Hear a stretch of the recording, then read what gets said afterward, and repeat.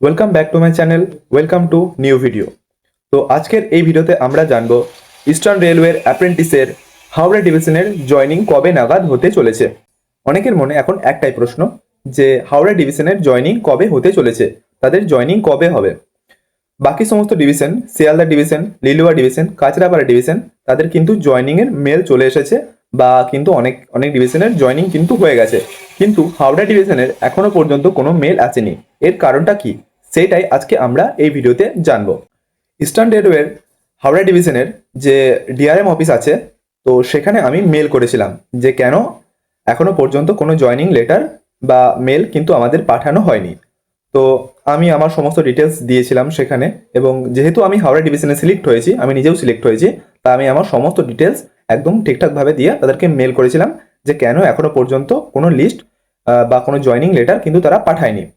তো আমাকে যে রিপ্লাইটা দিয়েছে সেটা লাইভ প্রুফও তোমাদেরকে দেখাবো।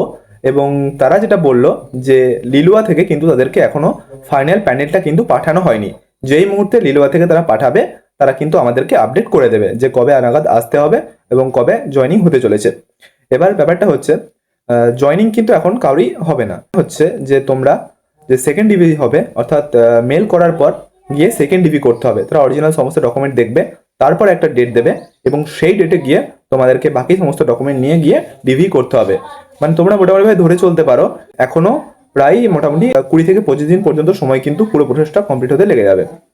আর তোমাদেরকে চলো আমি লাইভ প্রুফটাও দেখাই যে আমি মেল করেছিলাম, সেই মেলে কি তারা রিপ্লাই দিল, কবে হাওড়া ডিভিশনের জয়নিং হবে। তো চলো তোমাদেরকে দেখাই, মেলটা করেছিলাম ইস্টার্ন রেলওয়ের হাওড়া ডিভিশনে, তো তারা আমাকে কি রিপ্লাই দিয়েছে চলো তোমাদেরকে লাইভ প্রুফ আমি দেখাই।